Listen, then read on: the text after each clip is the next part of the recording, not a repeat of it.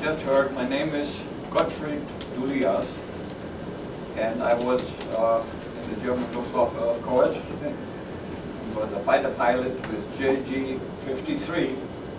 JG stands for Fighter Squadron or Jagdgeschwader 53, Ace of Spades, with the Ace of Spades emblem on it. It was one of the most famous squadrons in the German Luftwaffe. I was born in Königsberg, East Prussia. By the way, if you don't mind, I have arthritis and sciatica in my left leg. So I would have to sit down though, if you don't mind.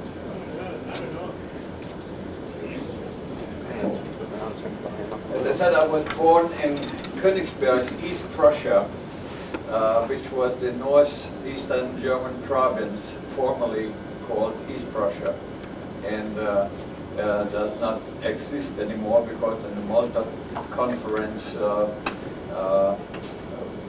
President Roosevelt gave Stalin the ice-free port of Königsberg, my hometown, in the Baltic Sea, that he wanted to have, and the entire northern part of the former East Prussia is now called the Kaliningrad Oblast, because Kaliningrad is what they call Königsberg now. And the southern part of East Prussia was given to Poland. So my homeland doesn't exist anymore. But in 1994, after the Soviet Union collapsed, I went with my wife when she was still alive, and we were allowed to visit Königsberg, my hometown where I grew up, because she came from Bavaria, because later on I was raised in Bavaria. We got married there in 1951. So I showed her my hometown where I grew up. The inner town, of course, was completely demolished and was then rebuilt very shabbily. But the outer part where I grew up later, the house where I was born was completely gone. It wasn't existing anymore. But in the outskirts of Königsberg, where I later was living with my family, that still existed and was surviving the war. And even the house where I was brought up in was still standing, very dilapidated, but still was there.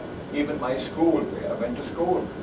And even the kindergarten, where I was a little boy in the kindergarten, was still a kindergarten now. And so that was a nice visit I had to see my hometown once more, even though much of it was not existing anymore, like the inner town, the beautiful Königsberg, was all gone. So, but to get back to it, I was born there in Königsberg, and we were living there since until 1934. I was born on June 25th, 1925, so I'm now 82 years old. And in 1934 we moved to Osterode, also still in East Prussia, because my father was working for the German railroad. He was an engineer and a machine building engineer and advisor for the German railroad, which was government owned. And so he was promoted and got a second in command of a German railroad repair works in Osterode, East Prussia. And there I was then 10 years old in 1935 and had to join the Hitlerjugend, because that was mandatory. When you were 10 years old, you had to join the Hitlerjugend. And then in 1938, my father got promoted again to a very high position in the German railroad, second in command of it, and was transferred to Munich, Bavaria. So my whole family moved then in 1938 to Munich, or right next to Munich. It was Fürstenfeldbruck, that is a town right near Munich that had also a German Luftwaffe Air War School or Air Academy. So I was, as a little boy, was always watching the planes taking off and landing there and practicing the flying, and I wanted always, that was my greatest wish, I wanted to be a pilot. I wanted to be up there too. And so that was in 1938, and that was a year before the war started. And when the war started, and of course I was 14 years old, it was 1939, and of course I was still too young to join the forces, but I figured once I'm 18 I want to be a fighter pilot. And so the time came then, as you probably know, most of you, what happened there in Europe, that Hitler almost conquered the whole Europe there and wanted to create a United States of Europe under German leadership, similar to the United States of America. That was his dream.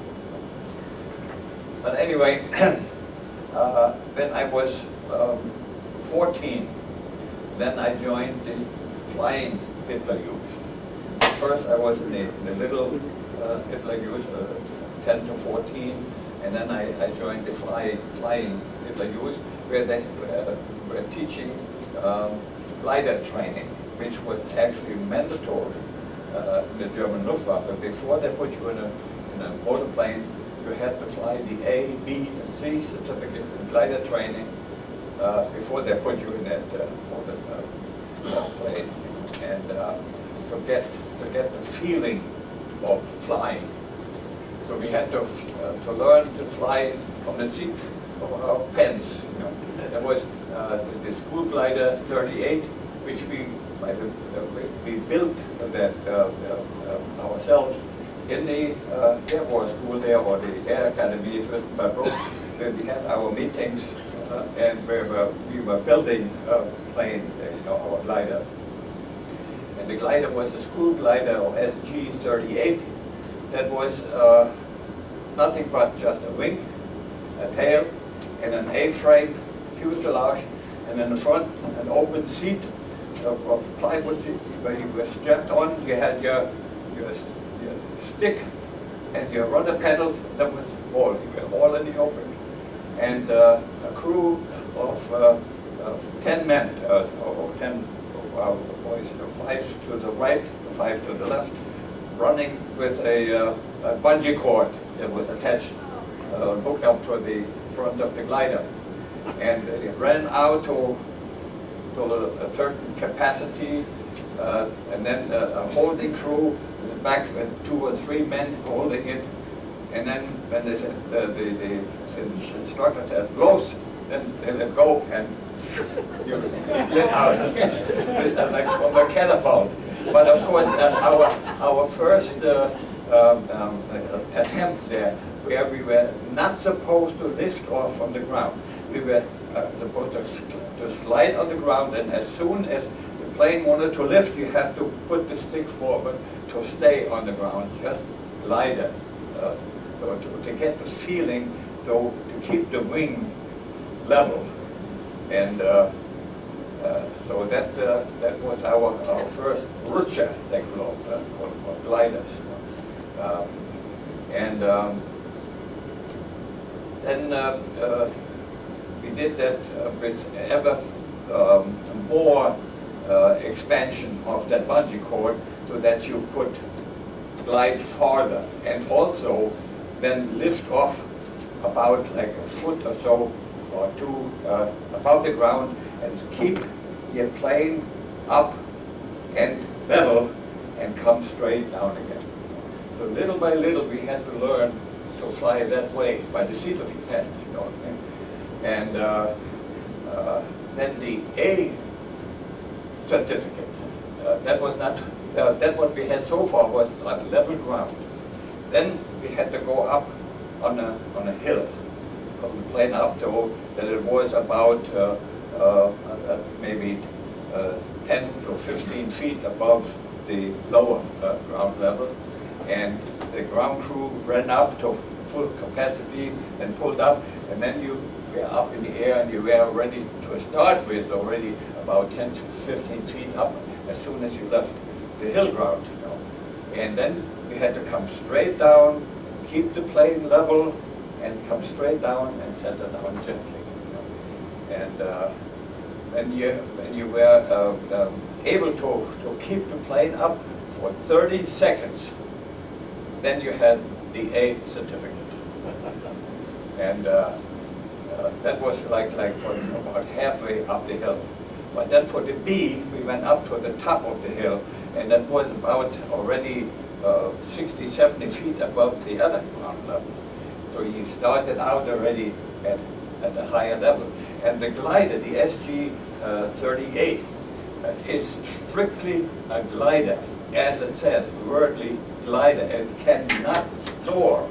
It cannot gain altitude from warm air bubbles like a high-performance sailplane or soaring plane can do. The glider only can go down.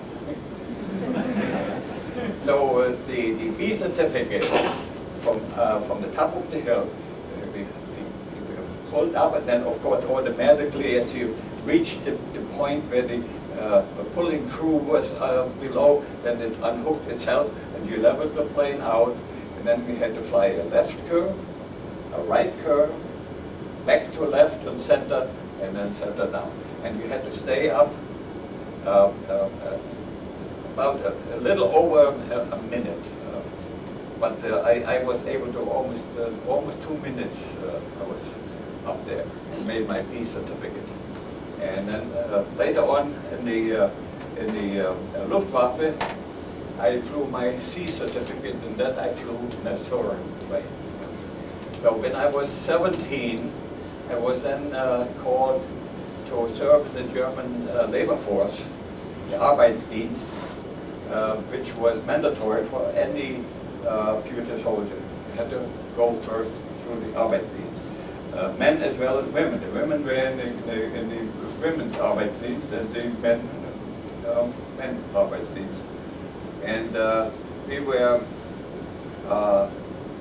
transported to France, to the Bretagne, in the southwest of, or the northwest of France, on the coast.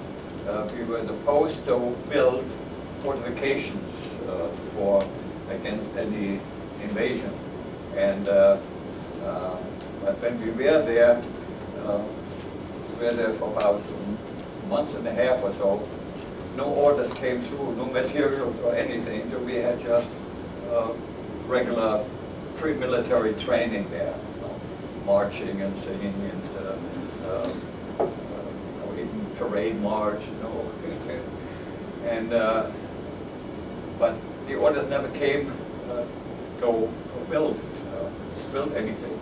So after about a month and a half or so, we were transported back to our camp in Germany, Bavaria, and we were then dismissed and had to wait for our call to serve in the armed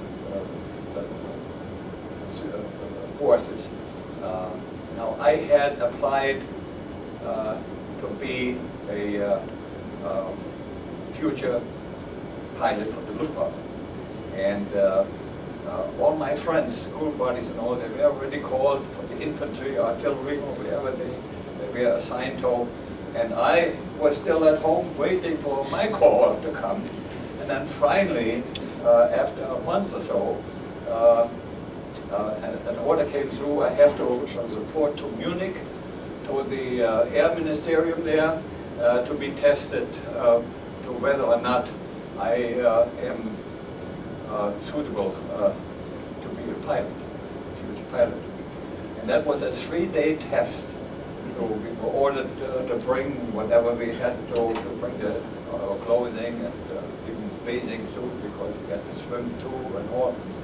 And there we had, of course, all our test theoretic and also in gymnastics and all, so that you were if you were really a man enough to be a pilot.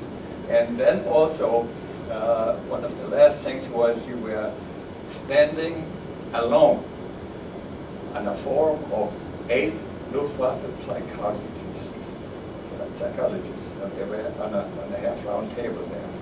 And they were shooting questions at you, left and right, and you had to have an answer just like that.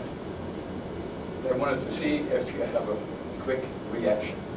One of the questions was, what would you do? Let's say you are an officer, and you have a monocle, and you go to a dance with a lady, and while you're dancing, that monocle falls into the bottom cut off your. What would you do? Well, I would take the lady by the feet, turn her around, and shake until it comes out. They wanted to have an answer, quick. That was it. You know, that was the first thing that came in my mind. Then the next question was, what would you do if you had a wooden head? I would become a Luftwaffe psychologist.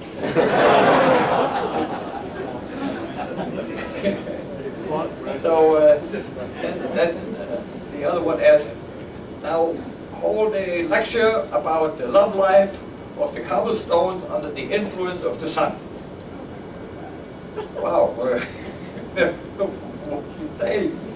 Well, I said, well, there's Hans and Gretel, they were cobblestones, and they were falling in love, and and the sun was so hot too, they wanted to get in the shade and all. Okay, all right, it's enough.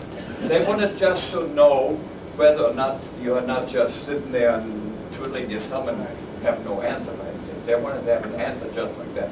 Wrong or right or whatever, they wanted to have an answer.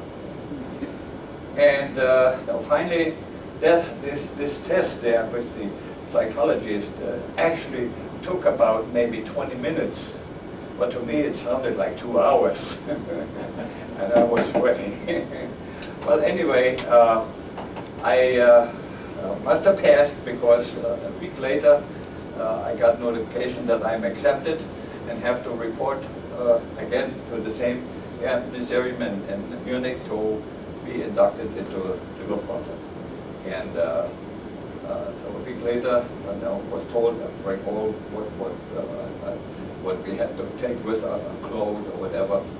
And from there, we went right to the boot camp of the Luftwaffe in Oschatz, Saxony, by train. You know, so we were marched. We were first sworn in there at the academy, at the ministerium, and then we marched to the railway station in Munich, got transported to Oschatz, Saxony, that's near Leipzig, southeast of Berlin. So I made it so far. I'm now a recruit in the German Luftwaffe. And there we had the basic training. It was only 2 months, but very rigorous, very similar to what the Marines have to go through here, you know. And then finally in January 1944, this was in late 43 when I was there at the boot camp there. And in January 44 I got assigned to the Air War School number 2, Berlin-Gato. I was hoping that I would be assigned to the number 4 in Fürstenfeldbruck. Then I would have been home, you know. But no such luck. But one good thing I had an uncle in Berlin who was the owner of a chain of grocery stores. And so on weekends I always went there for a visit and got goodies home that you couldn't get anymore because everything was rationed, you know. So I had a good time there. So, of course, now in the Air Academy number 2 in Berlin-Gato, first of all, we had, of course, we had, again, theoretic training, and at the same time also, we had to finish our glider training. I had to finish it. Others, they had to start from scratch, like I did already at Hitler. So I was ahead of the class and had the opportunity of flying soaring planes. And I made my C certificate where you had to fly 1 hour. You had to be up in the air. You were pulled up by the tow plane for 3,000 meters, and then you had to find your own thermal bubbles, that bring you up higher, so that you could stay as long as possible up in the air. And there. I made my C certificate and was finally then ready for training in a motorplane. And the first motorplane was the open cockpit biplane, Stieglitz for Colt 49, which is very similar to the American N3N Navy trainer. Only it was a little smaller, but otherwise it looks the very same. And there we were evaluated by our flight instructor, whether or not you had it in you to become a future fighter pilot or bomber pilot or transport pilot. Well, I love aerobatics, and I was good at it. And he said, well, you will be a good fighter pilot one of these days. So we had our training in that one, and then I was ready for my first solo in it. Of course, we had also training in, we had no instrument training, only basic training of instruments. But we had to fly a triangle.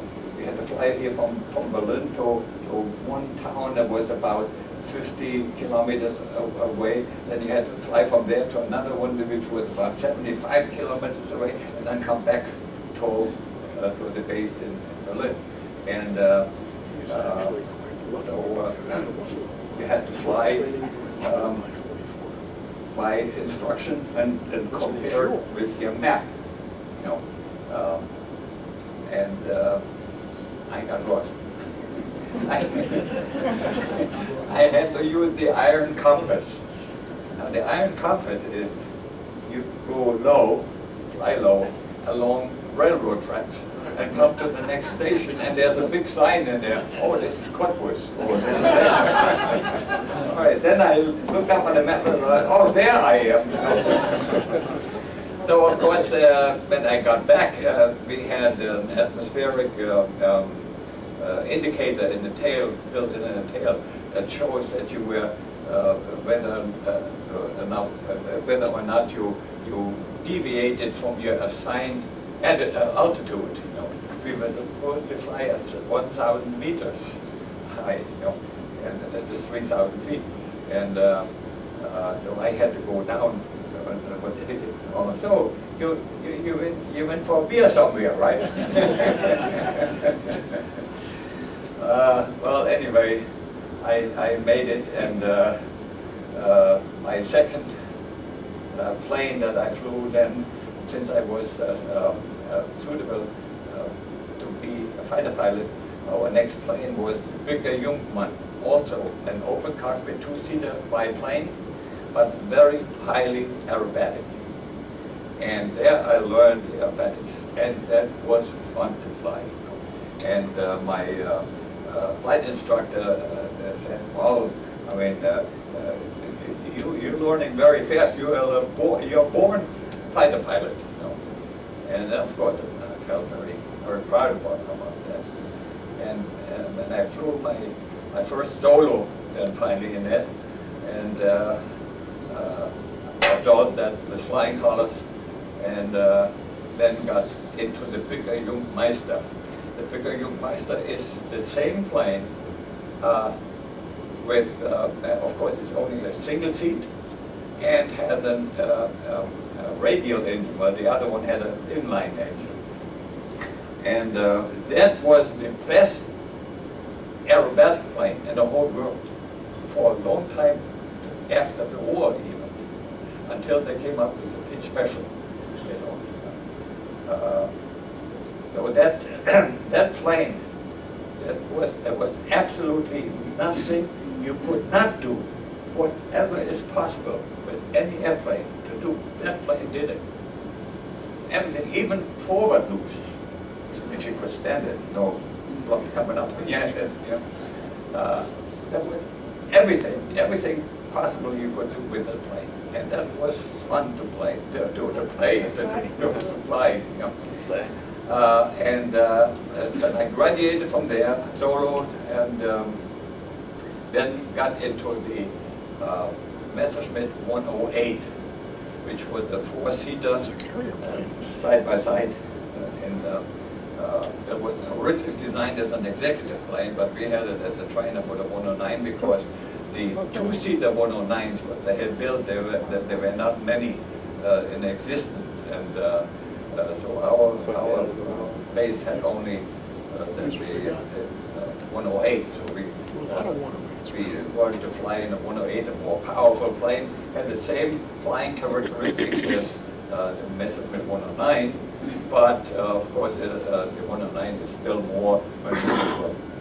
So I finally graduated in the 108, made my solo there, and then got for the first time into the Messerschmitt 109. Now that 109, that was the avial model, and that was returned from the front full of bullet holes, fixed up of course, and that was our trainer to get the feel of a real powerful plane. And on my very first solo in that 109, I had the unfortunate incident of a stuck landing gear. When I took off, I knew I hit something, some bump. I felt it. Didn't think of it. Retracted the landing gear and then did my assigned flying assignment, and came then down for a landing. I pushed the button for the landing gear to come down. The green light goes on. Landing gear down and locked. Okay. I was on the final. And they waved me off with a flag, and over the radio said, "Hey, you have only one leg out." So, but your right gear is down, left gear is up. So take her up and try to solve that problem. So I figured, well, pull the right gear in, and we'll try it again. Push the button, nothing moved. Right was down, left was up, nothing moved. So, well, I took her up to 3,000 meters and dove down, straight down, and come down, and by gravity wanted to push it down. Didn't help at all. The left gear stuck in, right gear down, locked, and nothing moved. So they gave me a choice of either bringing it down on one leg or bail out. Now I said, well, in a heavily populated area around Berlin, I'm sure that somebody might get hurt with it, you know, and or killed. So I think, well, I have to bring it down on one leg. And I did it in 3 tries. First, I was too far out to bring it down and too high yet. Second, I was too short and didn't quite feel right to set it down where I was supposed to land. And finally, on the 3rd try, I got it just right. That set it down. I tilted the plane down a little to the right because the landing gear of the 109 is very narrow and angled. So I had to bring it up so that the weight of the plane is carried by that one wheel. And so with the wing tilted to the right, I brought it finally down and set gently down, cut the engine, let it roll. And finally at the end, the left wing came down and made a ground loop, and that was it. And I was soaking wet. But I brought it down on one leg, and everybody came running and congratulated me, and I got a commendation to bring the plane down in one piece. And it was minimum damage was just a little scrape on the left wing, and the propeller tips were bent. So 2 days later, the plane was up in the air again. So that's where I got the commendation. So that was my first solo in the Messerschmitt 109. Then we had gunnery practice, and first on the ground with the tail up on support so that the plane is level, and then we had to get the feel of the 2 centimeter cannons. No, the Emil had only machine guns on top of the fuselage, and the 2 centimeter cannon out of the propeller now. And I never could get used to that gunsight, because when you sit in the plane, it's very narrow, and you have your frame right here on the shoulders, and you sit in the center, and to look through the gun sight, you had to tilt your head like this, and that threw you always out. That I never could get used to it.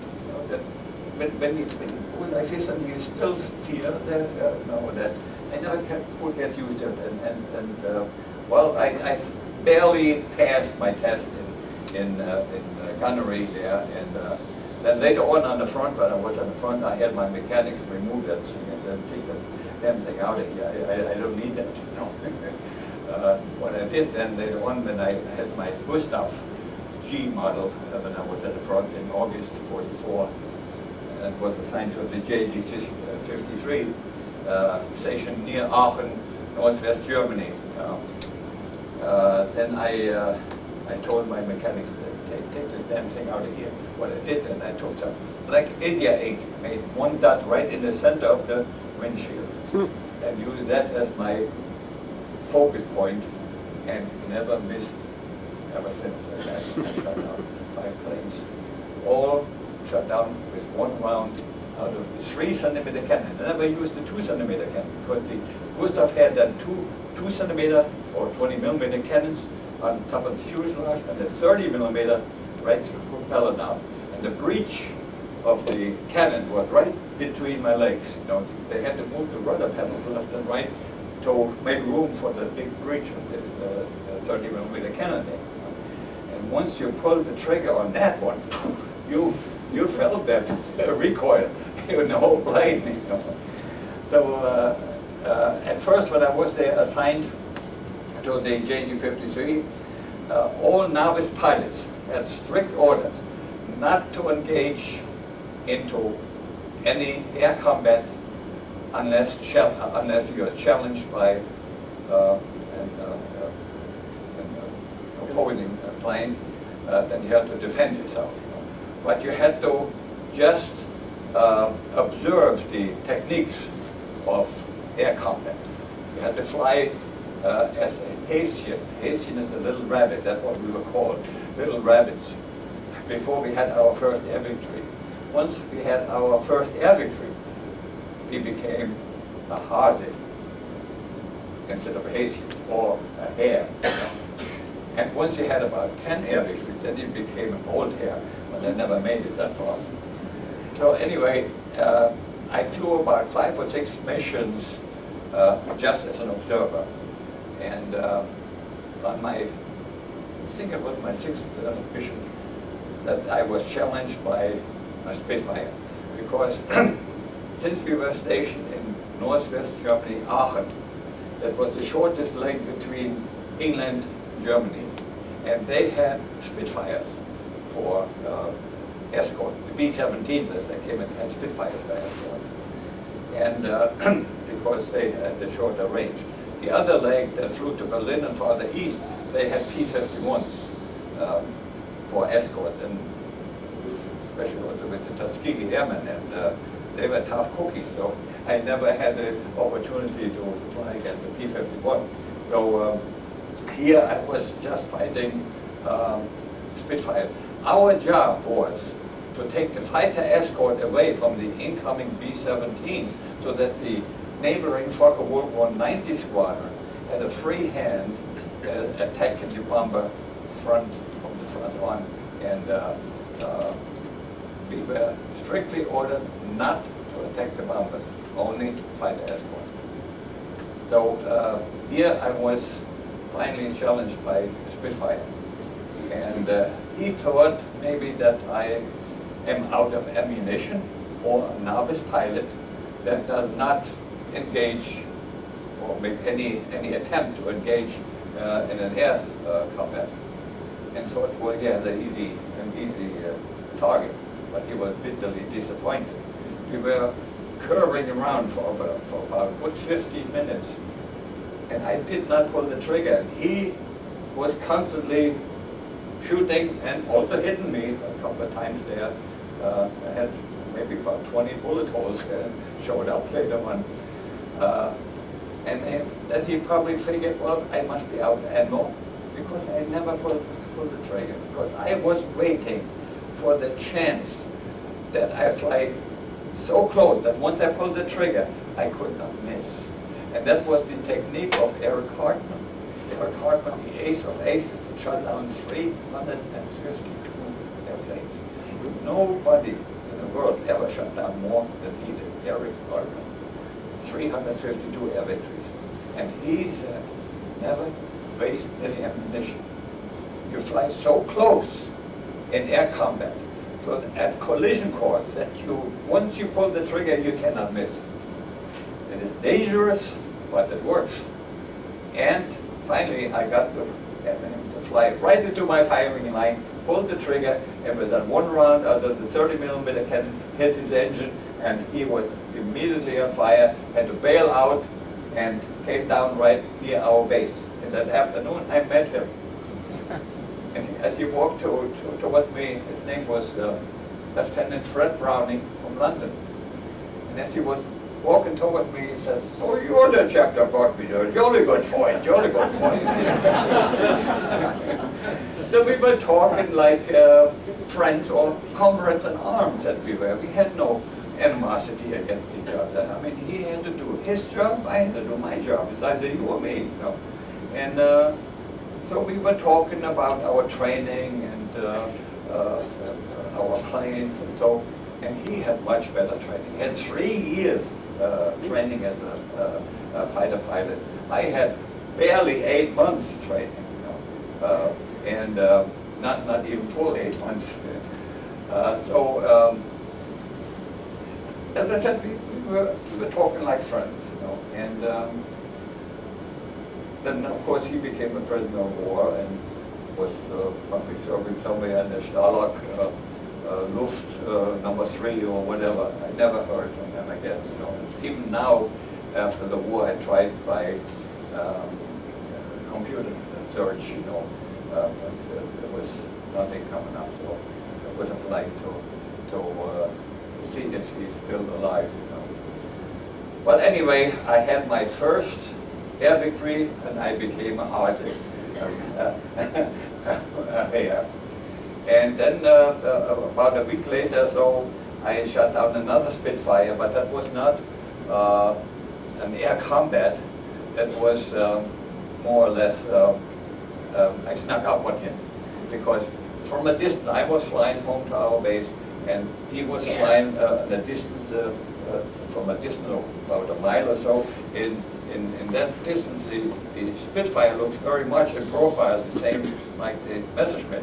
And to make sure that it wasn't one of ours flying in the wrong direction, I figured, well, I go behind him and below him, because I know the Spitfires, they have rear view mirrors, and they can see what's going on in the back. You know? So I was below him, behind him, and so on. Spitfire, now I got it. Pulled up, and pulled up right below him, and with one round again out of the 3-centimeter cannon, I shot his whole tail off. And he tumbled forward, had to bail out, and as he was hanging on the chute, I circled him, and he saluted me. And I saluted back. So, but he never knew what hit him, and I never met him, you know. So, but since he bailed out and came down, so he found where he lived, you know. And later on, when our group got transferred to the Russian front, to just north of Budapest, I had as an opponent there the Russian Polycarp of I-16, the Ratas. They were already fighting the Messerschmitt in the Spanish Civil War, and were also already obsolete then, you know. But since at the end of the war, that was in January 45, the Russians, they threw anything flyable into service and brought back also the Ratas, as they were called, Ratas or rats, the Polycarp of I-16. They were, of course, further developed like the Messerschmitt did, but never could catch up. And those three that I shot down, also in air combat, each one I got with one round out of my 3-centimeter cannon, and they all bailed out. And I thank God, I know I got through the whole war without killing a single soul. That is a privilege that I am very thankful for. But that was my 5th air victory. 2 Spitfires, 3 Russian Ratas. I had 5, and I got the Iron Cross first class. You know. And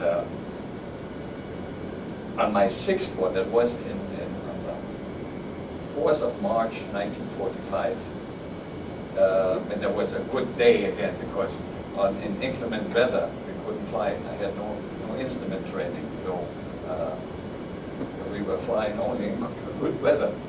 And here was a beautiful day, and in air combat there, I hit a Russian plane, again a Rata, you know, Polycarp of I-16, and I ruptured his gas tank.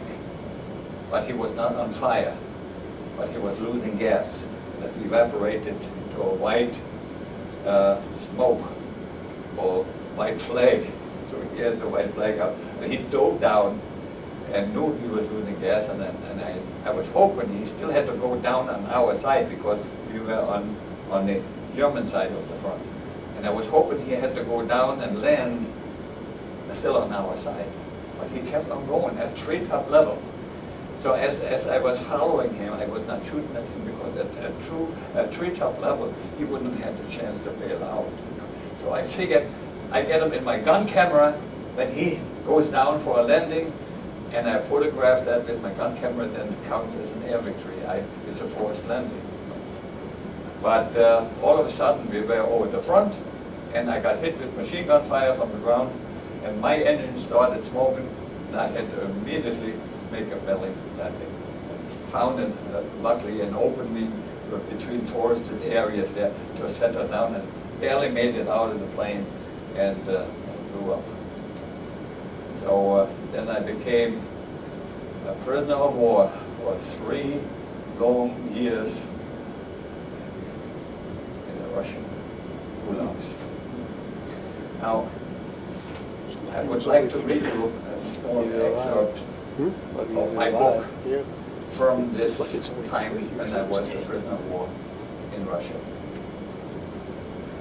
It was already enough to endure the agonizing hardship of living in a prison camp as a prisoner of war and being forced to fulfill daily tasks of hard labor with very little nourishment.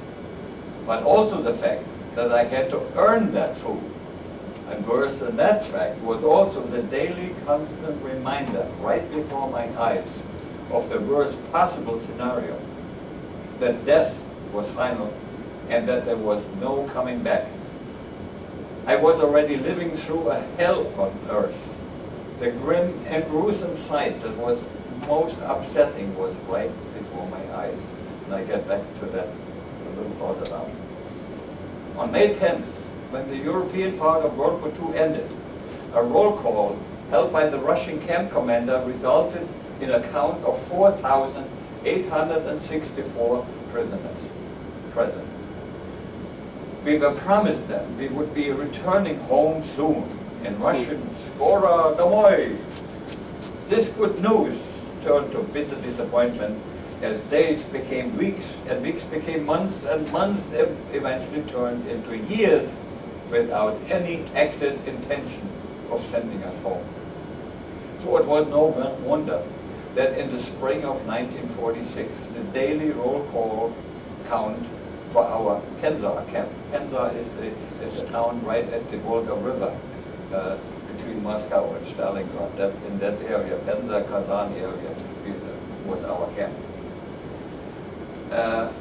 In that camp was then the drastic reduced number of only 384 out of the original 1,864. Lucky survivors. The same reduction occurred in all other camps surrounding the Penza area and I believe in all of Russia. Then the Russians concentrated all those survivors, the leftovers, into fewer camps with about the same number of POWs that were still living in the previous year on May 10th of about 4,000 to 5,000 prisoners. The same procedure occurred in grim repetition in the following winters, where only a fraction of my fellow sufferers survived. Figuring out in mathematical terms the gruesome fact of human lives wasted, I came to the conclusion that 98 to 99% of all prisoners there died and never made it home. They ended up in mass graves deep in Russia. Starvation and illness took its toll on the majority of the prisoners in a very short period of time. Each and every day, 40 to 50 of us fellow comrades were found dead in the morning, all victims of the harsh and inhuman treatment we received. The slightest onset of an illness overpowered the already weakened immune system of the overworked POWs and resulted in death. I remember as I was lying next to an older comrade on the crowded, multi-occupied bunk, trying to get some sleep, that he just kept coughing. I had to turn my face away from his constant cough, also holding my breath as not to inhale any of his germs. I was terribly afraid that I would also get sick. When the coughing finally stopped, I fell asleep. And in the morning, there was his cold and stiff body at my side, a victim of pneumonia. It was a horrible sight, just terrible. This was happening all too often throughout the camp. Now I get back to the other part. We were in the middle of a severely cold winter of 40 to 45 degrees below 0 Fahrenheit. If you have ever seen the movie Dr. Zhivago, that would give you the best impression of what those dreadful Russian winters were really like for me. Looking back, I'm not sure how I endured it, but I survived through 3 dreadful, bone-chilling winters in Russia before being sent home. Finally, I was useless to them as a slave laborer because of my constant passing out and being too tough to die. They finally decided to let me go. That was the only way to get home if you didn't die on the way, which also often happened. Our prison site was surrounded by a barbed wire fence. Day by day, every morning, we marched the same route along the fence towards the gate leading out of the camp to our work sites. Each day of slave labor lasted as much as 18 or 19 hours, never less than 14, which was the average. Looking out and along the barbed wire fence, I saw an eerie sight. Stripped, naked corpses were piled up about 6 feet high in the freezing air. To me, in sad realization, they didn't have any identity, not anymore. Their drab clothing was removed as it was of more value on the black market. Ice-hardened limbs broke off as if they were made of glass during the nights. No, made of glass. During the nights, packs of wolves and wild dogs made a meal of them. feasting on a human flesh, ripping with their fangs chunks of meat from those corpses. They didn't have to fight for that privilege among themselves, as often as the case is out in the wilderness. Here they had an abundance of food to their heart's content. Their dining table was set with such huge amounts, ready-to-eat delicacies, that night for night as they came to feast, they found an unending supply. No human being ever deserved to end up that way. That was the lowest of the lowest. Just horrible.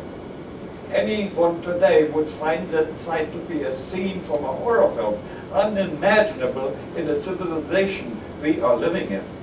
But there it was, the bitter reality. And each day we saw the pile growing higher and longer as more and more bodies were put into that storage. Of course, it was impossible to bury those souls, those poor souls, in the cold of the Russian winters. The ground was hard as rock for a depth of at least 5 feet or more. Trenches could not be dug until the spring when the hard ground had thawed. But by then, the corpses were reduced to skeletons, and the bulldozers came and pushed them into the trenches. As I saw that sorrowful pile of humanity growing longer each day, I often wondered if I would also become part of it one day. But I quickly pushed those negative thoughts out of my mind. I was still the confirmed optimist that I always had been. I felt that I should never give up hope, no matter what my odds were or how hopeless my situation appeared to be. With God's help, I knew that I could make it. And with my strong will to live, I did indeed succeed at the end. In the spring, the stench of the decomposing flesh was constantly present and permeated the entire camp area and well beyond its boundaries. Flies laid their eggs in the decomposing bodies, and soon big maggots were crawling all over the rotten flesh. But we got used to the stench and gruesome sight, and we are less and less conscious of it as time went by. One can get used to just about anything if a situation of discomfort lasts past a certain threshold end or time span. Seeing how fellow inmates ended up after perhaps having spent and shared a short time of our lives together did at times get me depressed. I constantly had to compose myself and take a deep, hard look into my psyche. I continued to endure it all, and never once did I think of taking my own life, and that happened also. Somehow, and in a positive way, I kept striving to stay alive, despite the awful odds that were against me. I kept my optimistic outlook along with an increasingly strong religious and spiritual conviction. That is what I know kept me sane and alive, and in that order. I was compelled to hold on to my own life, no matter what. With the continuation of those long days of hard labor, along with the bitter cold of the winter, I found myself getting physically weaker from day to day. But I remained mentally strong. The living conditions were so extremely poor, and it continued on with more and more men becoming sick and dying every day.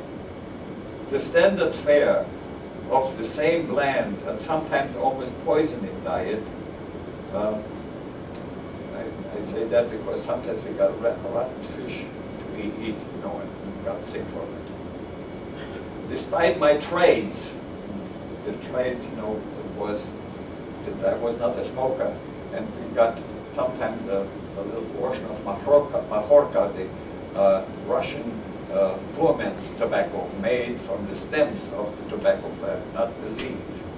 They were ground down, and they took a piece of newspaper and put the little of the Mahorca in there and licked it, and then they smoked it, and that's not right to heaven.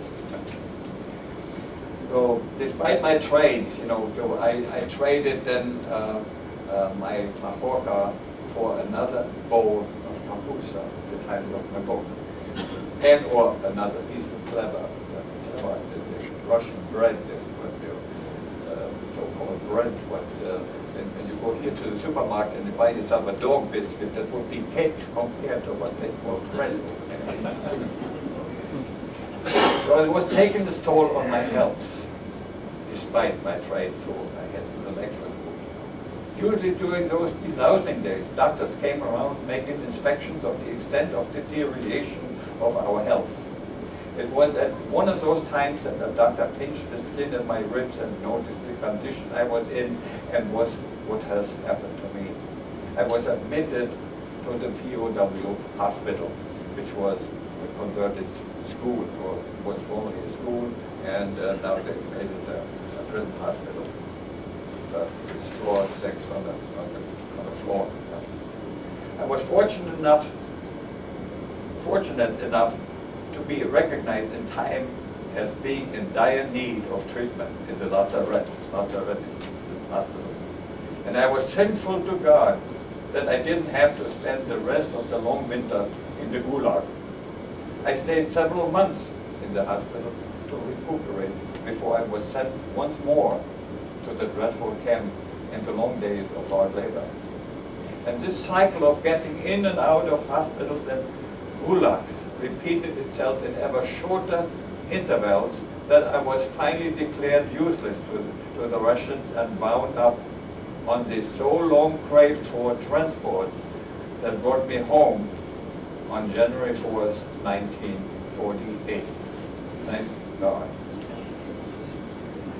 So this is a short excerpt of my book, Another Bowl of Kapusta, that I wrote and was finally persuaded to write it because when I came here to America, I swore to myself to let everything what ever happened before in my life forgotten and start a new life over and don't be remembered of the dreadful times that I had to go through. But after 60 years, all my friends and relatives and my lady friend, because my wife died 10 years ago, unfortunately. And I have a lady friend who is my co-author, Diana Fox. And she pulled it out of me. And I overcame finally all my fright of nightmares, because just thinking about it, I had nightmare after nightmare. And I didn't want to write that book. But she insisted on it, and also all my friends and fellow members of the organizations I belong to. They said, you have to write that book, because nobody ever wrote anything about it, what you had to go through in the Russian gulags. It's your duty, you have to do it. So finally I got over it. And I was sitting in my chair as I was writing, and was crying like a baby, and let it all out what I had bottled up in me for over 60 years. And then I felt better. It was a good therapy. So writing the book, I wrote it off my soul, so to speak. And this is my whole life story from birth to 2004 when the book finally came out. And there's also the prevailing history in it as I grew up under Hitler's rise, fall, and aftermath, and all the research for it. My lady friend and co-author, Diana Popp, did all the research for it, and also she found out by that research that my brother, my only brother, who when he was 2 years old had measles, and instead of breaking out, they went in and the high fever burned his brain and encephalitis, and was in an institution. And in 1940, my parents got notified that he died of a mysterious sickness, along with some nurses and doctors.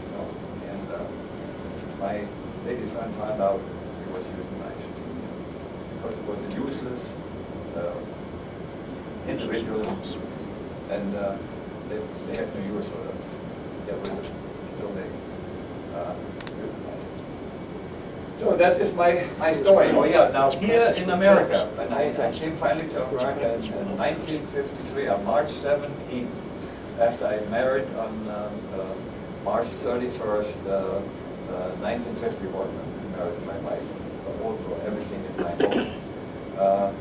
We started a new life over here and moved to Patchogue, Long Island, where we bought our house, and I'm still living in that house. In the meantime, of course, it became a 10-room house as my family was growing. I have 3 daughters, and I belong to several different airplane clubs and organizations, as well as LARA, the Luftwaffe Aircrew Reenactment Association, and that's where I got my uniform from there. And we go to reenactment events like in Reading, Pennsylvania, the World War II weekend every June, the first week in June, first weekend in June, they have a 3-day air show there, and that's one of the biggest ones. And also in Geneseo, New York, and several other ones. I was even in Palm Springs, California, and the show of shows in Kentucky, Louisville, Kentucky. Yeah, Expo 2005 up to 2007 in Minneapolis, Minnesota, and others, in New Jersey, Burlington, and so that's where we go and reenact it. So now I don't have to reenact, I just act myself. I'm the advisor for our and so I couldn't afford to buy all this uniform stuff there, I got it from friends of mine that are members there, and they're markings that you look for. As situated than I am. In fact, I'm still in a negative hole for paying for the printing and distributing of my book, that's self-published. And I didn't want to sell my manuscript to a big publisher and then give it off. And they could do with it what they want. They can change it or whatever. I didn't want to do that. I wanted to have it published the way I had it written, and that was the only way to do it. By Waterhouse Publishers, they are specializing in self-publishing, but of course quite a bit of money. So I'm still in the hole on that yet. I have to sell a lot more books yet to break even. So I thank you very much for listening to me, and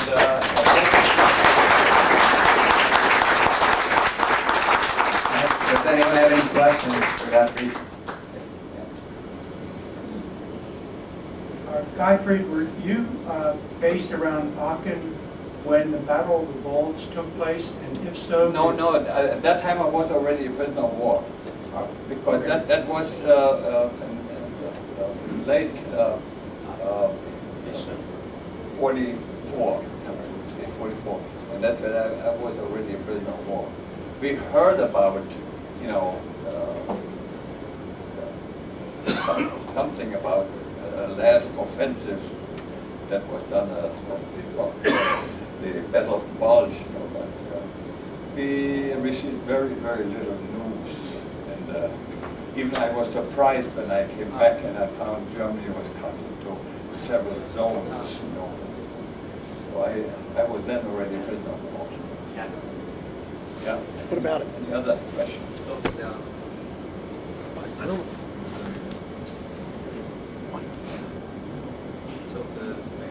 tilt down? Gottfried, Yeah. Frank Luckman, I want to go back to your shooting down your first and second aircraft. They were Spitfires, you said. Yeah. Can you hear me? Oh, yeah. I'm hiding. I see. I'm hiding, yeah. Yeah, well, there was, Well, Down let me was the finish. floor. Normally for B-17s and B-24 protection, they were P-51s, P-47s, and P-38s. yeah, they were for the legs that flew farther east, Berlin and farther east. They had P-51s and P-38s and P-47s for escort. But this was the shortest leg where we were stationed, northwest Germany. It was the shortest leg from England to Germany. Yeah. And they had Spitfires. Spitfires. Yeah. The other question I have is, did you have or not have either a wingman or an element leader when you were fighting? Because it looked like Of you were by course. yourself. I was the wingman for our Oberleutnant. I had to watch out for him, and he had to watch out for me. And, well, of course, in comeback, you get separated, and you had to fight for your own. So you were by yourself when that 15-minute That's right, yes. fight?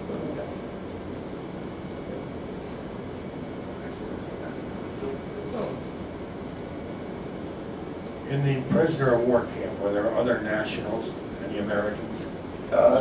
No, there were no Americans, but there were some Poles and some Hungarians and Spanish that were fighting for on the German side. And they became prisoner of war and were the same like we. And in our camp, at least, there was no distinction between officers and enlisted men.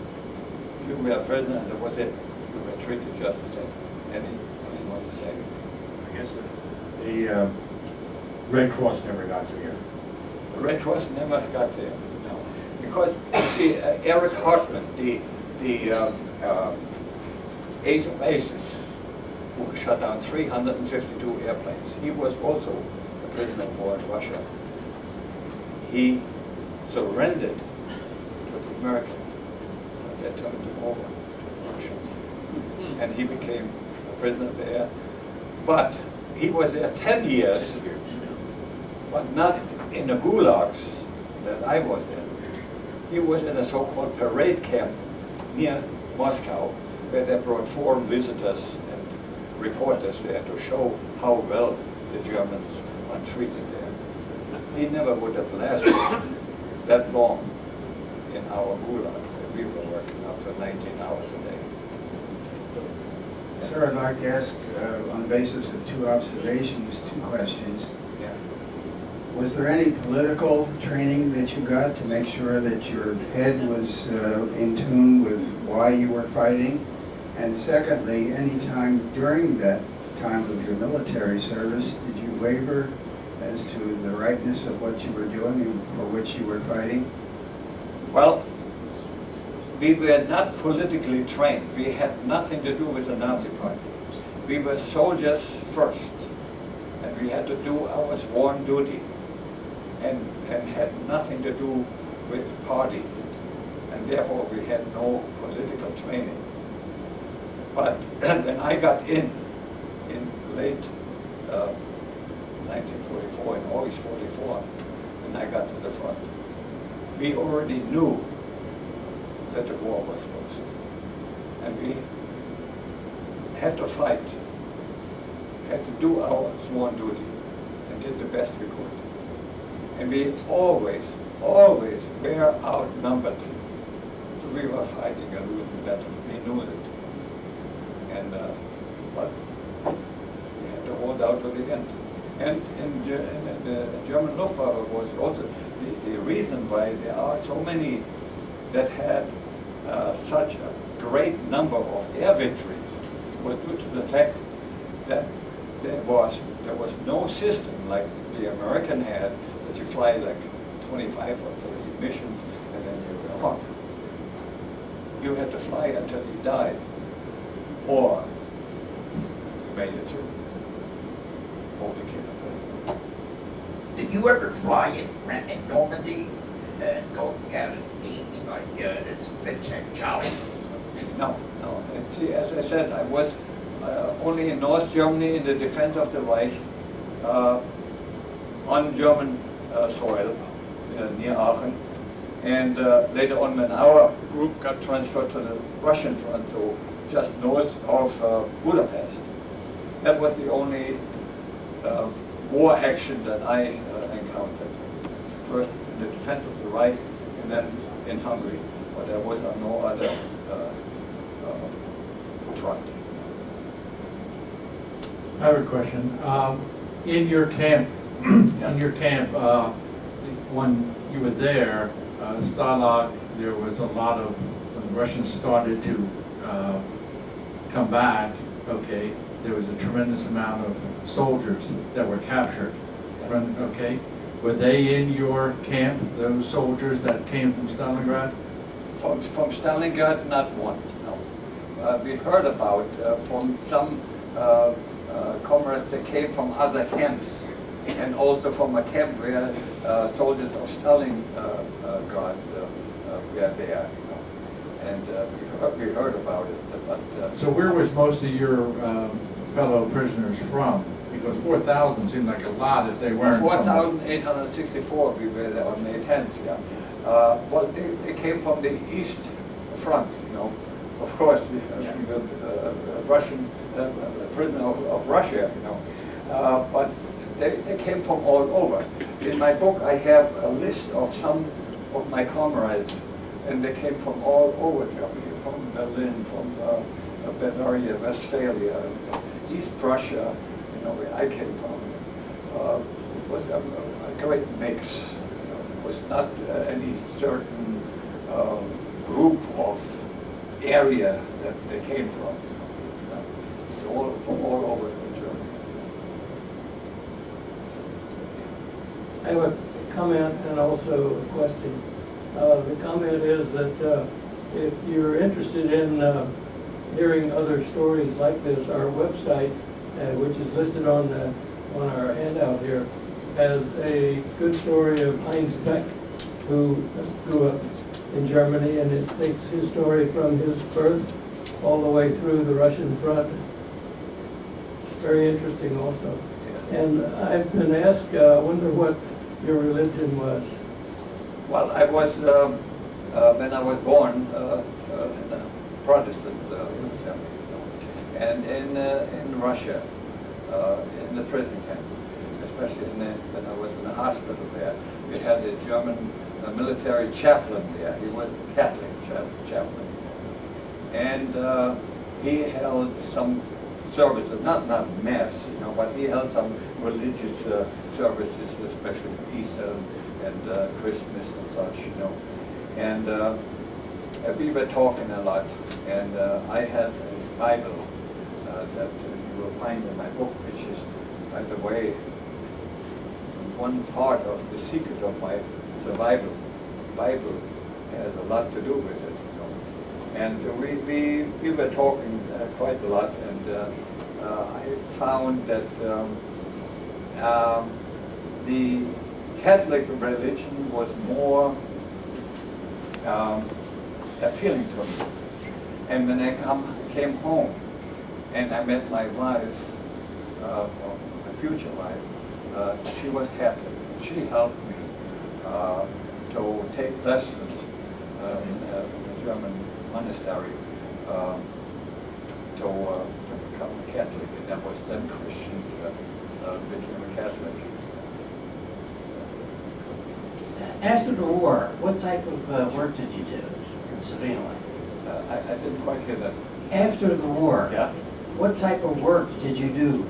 during Oh, your service? after the war, you see, just before the war, I was an apprentice in a building trade as a carpenter because I wanted to become an architect, and go to the Polytech in Munich, Germany, to study architecture.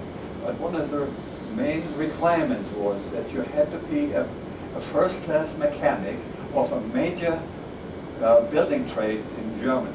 And that I had done in carpentry and cabinet making. And that was 3 years that you had to be an apprentice and then pass an examination to become a first-class mechanic. But that was not enough, the 3 years. They wanted to have an additional 2 years apprenticeship of all other building trades combined, so that you had a practical experience of 5 years before they let you study architecture. Now that is, a very strict arrangement. I know in Long Island, where I live, in the 50s, they were building a school, and while they were building it, collapsed and killed 3 men in the job. And why? Because the architect made a mistake in the static stresses. Now, if that architect would have started from a gopher on up and learned the trade, he wouldn't have made that mistake. And so that was the German precision. You either learn something and learn it the right way, or you don't learn it at all. Yeah. So did you become an architect? No, I unfortunately, I made 5 semesters I was supposed to make. I made 3 semesters, and I was traveling by train every other day. At classes here in the Polytech, and while I was still working as an apprentice. One of my American friends there from the Air War School that was then occupied by the Americans, and I had an American friend, and he asked me if I can change some script dollars into German marks. The script, because they had not the regular greenback dollars, they had script dollars. And they were on the black market. And he asked me if, when I go to Munich, if I could, on the black market, change some script dollars into German marks. And I said, oh, sure, I can do that. I got shipped by con artist. And I thought it was my fault. I was supposed to bring something like 3,000 marks, and I had nothing but 50 cents bills there. Something like 25, 30 marks I had instead of 3,000 marks. And so I had money saved up to pay for the next semester, which was due in 2 weeks. And so I took the money out and gave my friend the money, and said, well, my fault. I should have watched out for it. And I figured, well, I go back to work. I had to quit, since I couldn't pay for the next semester. I go back to work in the American Air Force Base as an air installation, maintenance, and repair, as a carpenter and mason, and make more money and then go back to school. But then in the meantime, I met my wife, and we got married, and I never got back to the Polytech. Siegfried, what rank you attained? And were you promoted when you were in prison camp, like the English promoted their flyers?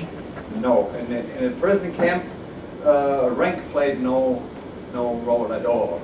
As a matter of fact, I was a lieutenant, and then I was on the front. I got promoted here by Lara, the Luftwaffe Reenactment Association, and they promoted me to Oberleutnant. That's why I started. What rank is that you're wearing? Oberleutnant, or first lieutenant. I think in American is second lieutenant is just a regular lieutenant, and the first lieutenant is Oberleutnant. Yeah. You must have yearned to fly. You like to fly when you were going through training. After you get back to the States, did you ever try to fly again? Yes, I did. I am still flying.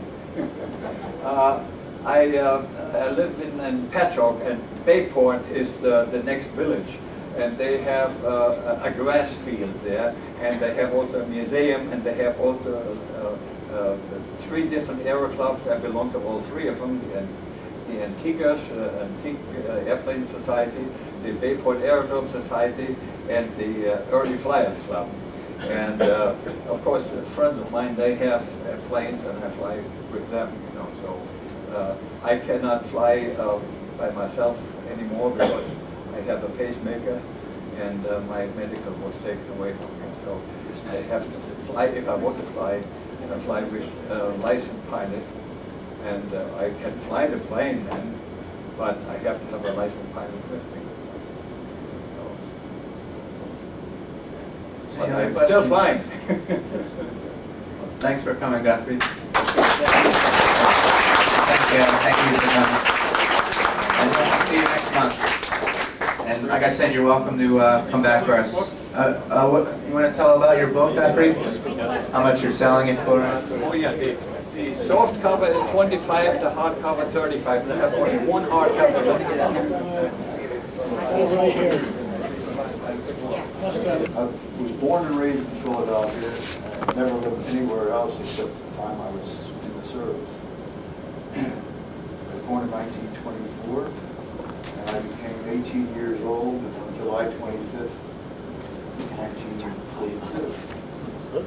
And seeing as the draft was going to take me if I didn't enlist, and I've always wanted to be a pilot from the time I was 6 years old, first saw an airplane. I was a student of World War I aviation. Read all the magazines as I grew up, G8s, Battle Aces, Wings, all the good stories. So I had an idea that that was what I wanted to do. In 1942, as soon as my birthday came, I went down and signed up to take the test for aviation cadet.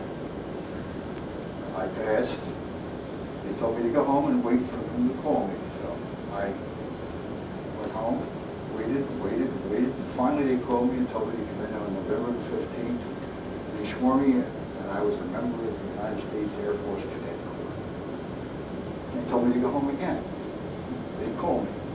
And they called me again. And on February the 2nd of 1943, I took a train for 44 hours and wound up at Miami Beach, where I spent a month of physical training in the horrible hot weather down there. And after that, they shipped me on a train all the way back up to Cleveland, where I went to a college training detachment. And we learned aviation theory of flight, navigation, and some other things. And we took 10 hours of time in a well, it was in a rocker, really, a little puddle jumper, but we didn't solo. From there, they shipped us, after 3 months of schooling, they shipped us down to Nashville and classified us as either pilot, bombardier, or navigator. And I qualified for all 3, so I asked you what you wanted, and I said pilot. So I got pilot, and they shipped me off to Maxwell Field and beat me up down there with physical training for about a month. And then off to what they call primary flying school, which was the bi-wing open cockpit plane. And we took 2 months of training there, ground school and flying school. The first month you're a lower classman, and the upperclassmen who have been there for a month now move up to upperclassmen, and they give you a terrible time. They do anything they can to make your life miserable. And it's all legal.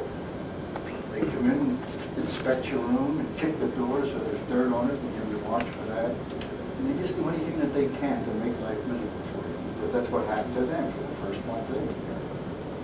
And this goes on through primary training, basic training, but by the time you get to the end of the road, boy, they forget about that kind of stuff. They don't get bothered too much anymore because it's getting real serious at the end. But you fly this bi-wing open cockpit airplane and learn how to do all kinds of maneuvers, sort of like combat maneuvers, but of course there's no combat, you don't fly against anybody. And by the time you fly there for 2 months, you probably got 70 hours of flying time. And you're pretty familiar with this little airplane. They move you to the next place, and I went from Douglas, Georgia to Macon, Georgia, and you fly a BT-13, which is a fixed landing gear, low wing, metal monoplane, and you basically learn how to fly on instrument. There's other things that go on during that time, but most of it is instrument training. When you finish that 2 months, you move on to advanced training. Now, advanced training, you're starting to get into an airplane that's more like a fighter plane. In case of anybody that's a sickle engine. You're flying an AT-6, which is a closed canopy airplane, 2-seater. It has machine guns, 4 of them, 30 caliber, and it's a 650 horsepower engine, so you got a pretty good piece of material in front of you, and it's fun to fly. By this time, you're pretty proficient, have learned what you needed to know to become a fighter pilot. At the end of that time, which was by the time I finished, it was 44, March of 44. We were graduated in class of 44C. From there, you go into fighter training. The first fighter I ever flew was a B-40, and I flew that from Nashville Field, Alabama, just as an introduction. Checked me out in it, I flew it. And then you move on to real fighter training. I went to Thomasville, Georgia, where I flew P-40s for 2 months. By the time you get through all your fighter training in this country, you have about 260 hours of flying time, including you've used machine guns, you've done everything you need to do about learning instrumentation and flying in bad weather, formation flying, night flying. And then you head off to your now officer and a gentleman by an act of Congress. I was single. I had no connections. I had a girlfriend at the time, which has been a bone of contention all my life. Her name was Mary Dougherty. She was a beautiful girl. But there was a girl that was sweet on me in the neighborhood. And I liked her too, but Mary was the one. So my plane was named Mary's Little Lamb. And when I get back after the war was over, Marianne was the choice. And all through those years, Mary's Little Lamb's been coming back at me through these pictures and stuff that you see in that book. So I think by now she's considered I'm going to stay. So we've been married 58 years, and we have 5 children and a whole bunch of other grandchildren and great-grandchildren.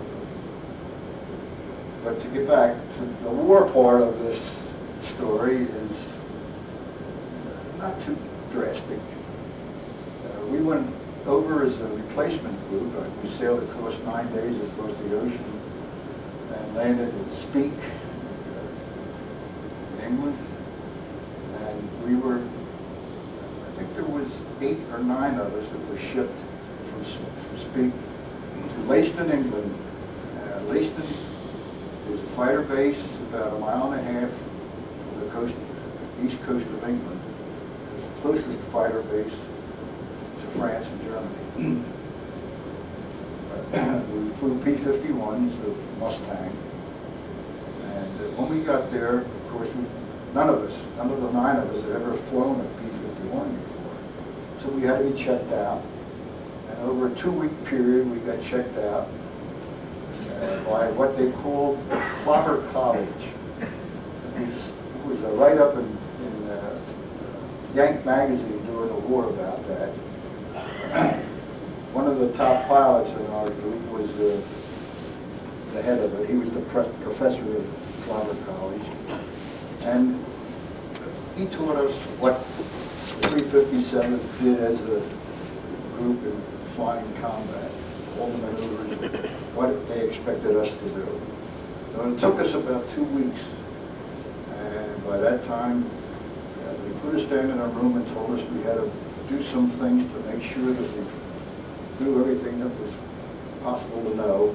We had to be able to draw the coast of England, the coast of Europe, all the major rivers in Europe, all the major big cities in Europe, all from memory.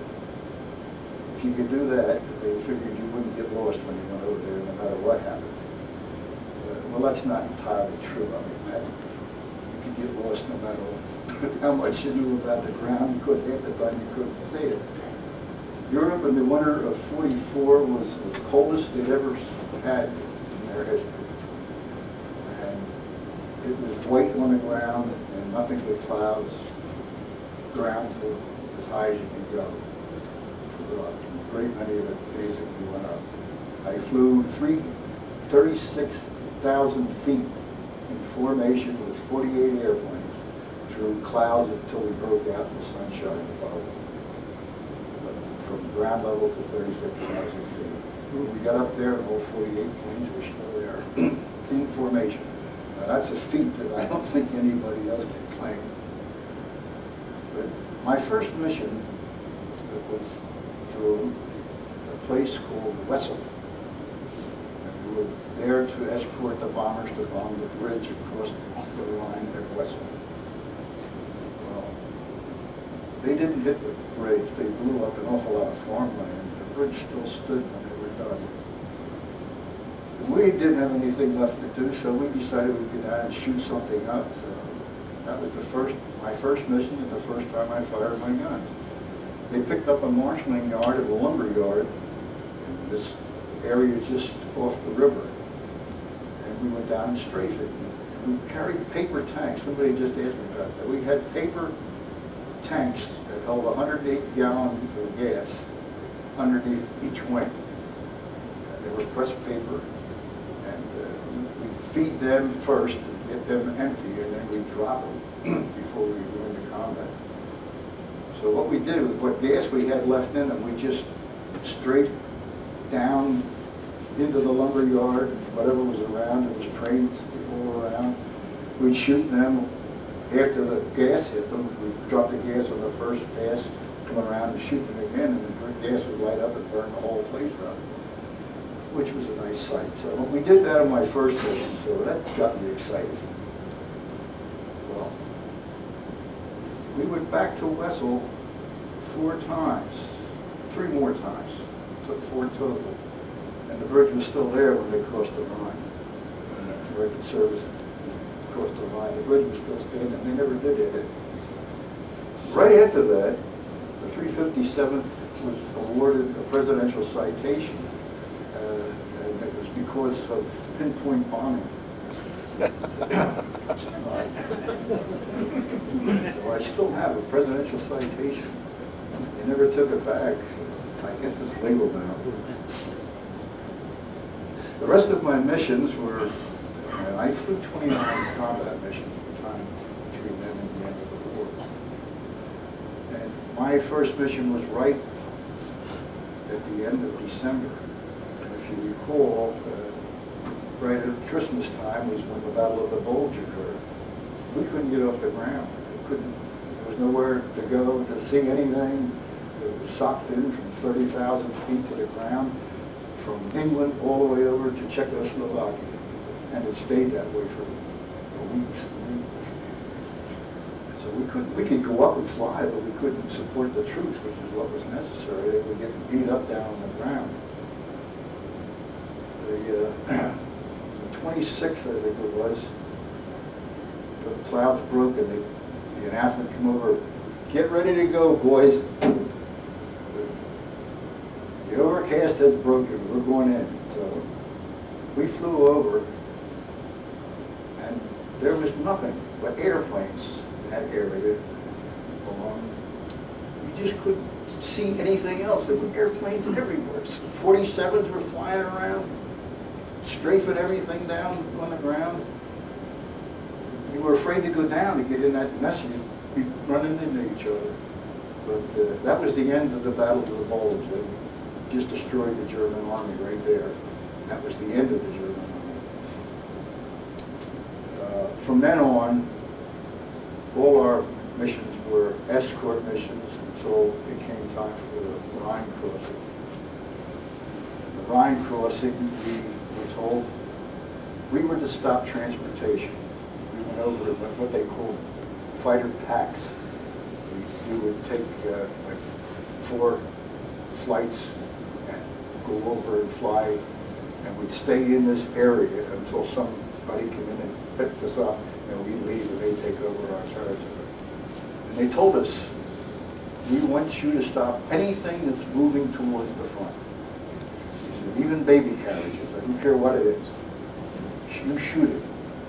Well, nothing moved. I mean, there was nothing moving. You didn't see anything moving. And so we patrolled, and the most frightened I've ever been was on one of those fighter sweeps. We were flying along about 12,000 feet looking for something to shoot at, and we saw a bunch of trains lined up, and right behind it was a canal, and the canal had barges on it, and there was 2 cars going down, a staff car and a truck on the road right parallel to this. So we started down on this, and I opened up one of the staff car and blew it all to hell. And just then the doors on the side of the train fell out, and it was all flak guns, 20 millimeter, 30 millimeter, 40 millimeter flak guns. And they started, this sky just lit up. The barges were flak platforms also. And they started, so all I did was I just pushed the stick forward, went right down to as low as I could get, pushed the throttle all the way forward, and I just went about 8-10 miles before I got more than about 13, 14 feet above the trees. And when I got out there, I pulled up, and I looked back, and I'm alone. Nobody's with me, my flight's gone, the whole squadron's gone, I'm looking around. So I pulled up to about 14,000 feet and started flying back where we had come from. And I finally found one P-51 from our group. We got together and started heading home. But he had no radio, and I couldn't even talk to him. I knew who he was. He was a member of my group. But we finally get back home safe and sound. And that was an exciting mission. Most of the missions at that time of the war were pretty everyday kind of walk in the park. The Germans didn't come up too often because they were getting beat bad every time they did until they got the 262s. And the 262 was a plane that we could not handle. It was just too fast for us. The B-51 could come close to the sound barrier and dive. You would get into what we call compressibility. Compressibility is when you're approaching the sound barrier, the pressure against your control surfaces is so great you can't move. Your stick don't move. So the only thing that you can do is cut power and wait for it to loosen up. And it finally will if you're not down too far. As you get into the denser air, the pressure gets heavier. So you're approaching 600 miles an hour when you get to that, and that's a lot. Now the B-51 had a 1,650 horsepower Rolls-Royce Merlin engine in it. And it was the fastest plane at that time of any fighter plane in the world. The German Messerschmitts couldn't keep up with us. The W-190s couldn't keep up with it. And certainly the P-47 is too big and bulky to go that fast, even downhill. But the 51 kill you if you didn't pay attention to what it was telling you. And it did a few people. There was a couple of boys from our group that went in. Just, we never knew that it was that did it, but we saw them going down and figured out that if they didn't pull out, they were either dead already or they had compressibility and got locked in. The 51 was a long-range fighter plane, and it carried 114 gallons in 2 wing tanks, 414 each, carried an 85-gallon fuselage tanks which sat behind the pilot, and it wasn't supposed to be there, so when it was filled, it threw the center of gravity off on the plane. And then it carried 2 paper tanks on the wing, outside the wings, that held 108 gallons each. So we could go into Prague, all the way into Prague with the bombers and back again, which was the only plane that would do that. So before the P-51 got the paper tank, well, we used 75-gallon metal tanks before that. But the British came up with this design of a 108-gallon paper tank, which was much cheaper, and you know, if you threw it away, you didn't lose too much. One of the things that happens when you're using those tanks, there's no gauge on them, so you start flying. When you take off in a P-51, you fly on the internal tank, usually the left internal wing tank, because that's where overflow goes. So you pull that down. So you take off on that, and when you get up to altitude, you switch to the internal fuselage tank and burn that thing down until you get below 45 gallons. Because if you get in a fight with that heavy tank and you pull the stick back, that thing will just snap. So the fuselage tank, you get down to 45 gallons, and then you always switch back to another internal tank, and then to the big tanks. And you fly a half an hour on one, half an hour on another, and you go back and forth like that until one of them goes empty, and then you switch out. And that always, you know it's going to happen, but your engine quits when that happens. And when it does, boy, the lump's there. I mean, it comes right up. So. Why do you switch? I don't understand why you switch. Well, if you have one tank empty and one tank full, you got all that weight on one side of your airplane. It's not going to be maneuverable at all. So you do a half hour each way. And then, of course, if you run into trouble, the first thing you do is switch back to an internal tank and drop your tanks, even if they're full, because you won't fight with them on there. But we escorted basically there was 3 groups that flew one together with the 100th Bomb Group was one of them. And I think the 390th was another one. Was it 95? Yeah. That's the ones that we escorted mostly. And one of the missions that I recall very well is the first one I went to Berlin on. Maybe it was the second one. It was a full mission. It was maximum effort. And I was flying the lead squadron up in front of the 100th Bomb Group. And as I recall, that was the second group in the formation. One group ahead of them, and they were number 2. So we picked them up just about before they hit the coast of Europe, north of Heligoland. And we headed into Berlin. And the Germans come up, but they didn't do too much. They were pretty well beaten by now.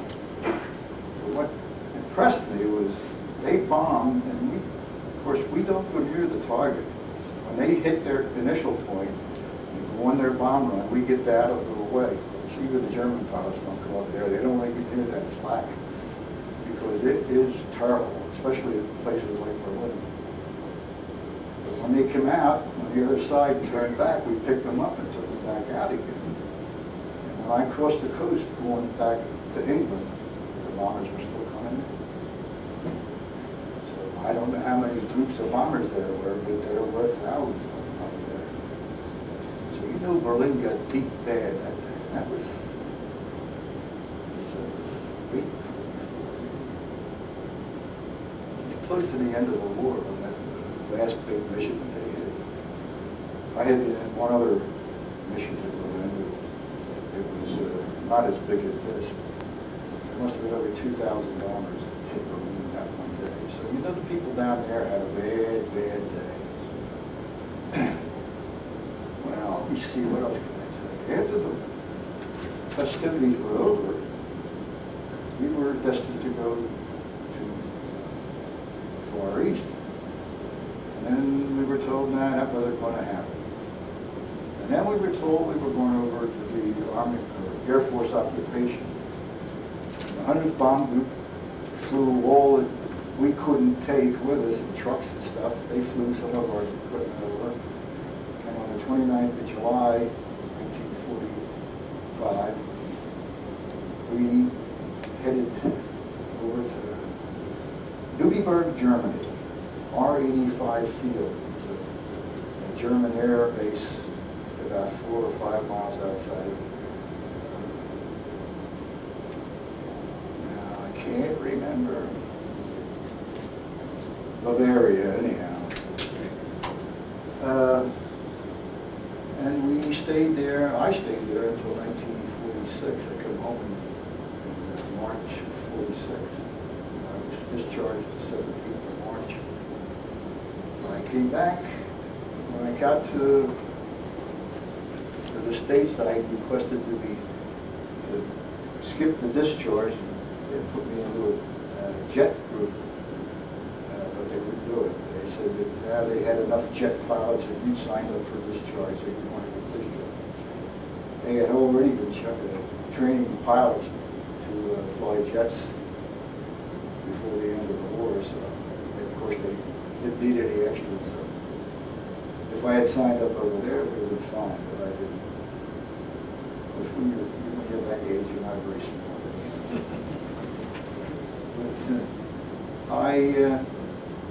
I enjoyed my time in the service. I enjoyed the discipline. I enjoyed the flying immensely. I enjoyed the combat. It scared me, but I still enjoyed it. And I spent from July till March of the next year traveling around in Europe. I went to Rome, flew back to England with the 51, headed to North Africa one time, and then I got to Rome. When I got up the next morning, there was a note in the desk at the hotel. It was 4 of us, a flight of 4 of us. They told us that we had to go back to the base. I said, well, why? We got paths to go to Africa. They said, wow, now things have changed. And that's when they put the different districts in Germany, where the French had one, the United States had one, the British had one, and the Russians had one. And you couldn't go between them without permission. So I had to go back. So I never did get to North Africa. And I got to Rome for one night, so I didn't see much. But they did treat us nice over there. I got to the Riviera a few times, and I got to Paris 5 or 6 times. By the way, there was a photograph on the 8th Air Force National Magazine of a picture of a woman and 2 officers sitting at a bar with their backs to the bar facing the camera. And I looked at that, and even my wife looked at it. She says, "You got that picture?" And I went out and I got it, and it's in, it might be in one of those magazines or those books I had here. But it was the American bar in Paris. And the picture was of the woman who owned it. She was a redhead. Her name was, she just called herself Reds. I have a picture of a black, on the back of it, it says, "To Blackie Boy, my dog." But that was, any American officer that came in got the same treatment. So I have put it aside, and I was going to write to guy Brown that runs that magazine and sent a picture down to show him that. Well, I think that's about all I can tell you about my career. Anything I want to ask, but yeah, sure. Did you do any flying after you got discharged? I've done a little, but not very much. I've never had a plane, and I've had occasion where people who I know have planes and let me go up and fly. And my last flight was, I flew a helicopter, a police helicopter here in Philadelphia. That was an experience. They say when your wings are going faster than your airplane, you're in a helicopter and about to crash. But I was at the Northeast Airport for a show, static show, 2 years ago, I guess. And the helicopter was sitting there, and this guy, George Gibb, who was the police helicopter pilot, was sitting there with it, and he started talking to me, and of course I had Air Force stuff on. He said, "Oh, what'd you fly?" And I said, "The P-51." He said, "Did you ever fly a helicopter?" I said, "No." He said, "Would you like to?" I said, "Sure." He said, "Okay, I'll take you out." I said, "When?" He said, "Anytime you want." He says, "You just drive up to the security gate at the Northeast Airport, pick up the phone and push button 2. I'll come get you, we'll go." So one morning I got up out of bed, and it was a beautiful sunny day, and I said to my wife, "I'm going to go fly a helicopter." She said, "Okay, I'll see you later." So I drove up and I pushed the button and called George, and George came down and got me, took me in, showed me the inside of the plane, took the panels off. It's sitting on a skid with wheels. You got a little tractor, and they tow it outside from the hangar. We get in, puts me in the left seat, and he takes it off, gets up, starts flying it around. He says, "All right, put your hands and feet on the controls." And I did. He says, "Okay." He says, "Go ahead, fly it." So he said, "Don't touch the collector." So I didn't. So I said, "What'll I do?" He said, "Take it downtown." So I flew downtown. I was going right down across Broad Street, just north of City Hall. And I'm looking around, and boy, I'm seeing things that I didn't realize were down there. And he says, "Give it to me." And he took it, and he went around the Roush buildings that are down there, and just went down, right down low. And I said, "Hey, how low can you go?" He says, "It's a police helicopter. I can go anywhere I damn well please." And he went down below the tops of those buildings, and he flew around, and then he went over to West Philadelphia, and he showed me all the buildings that were torn down, there were blocks that were cleared. And then we went out to the river. He flew right out on the south side of the Camden Bridge there, went right down to the water, and then flew down the middle of the river. We got to the heliport on the Pennsylvania side, went in, and he let me use the collector then. He showed me how to rise it, let it go down, and then we'd stop it and turn it around in a circle. So I said, let's have some fun. What would you like to see? I said, "How about Shark Stadium?"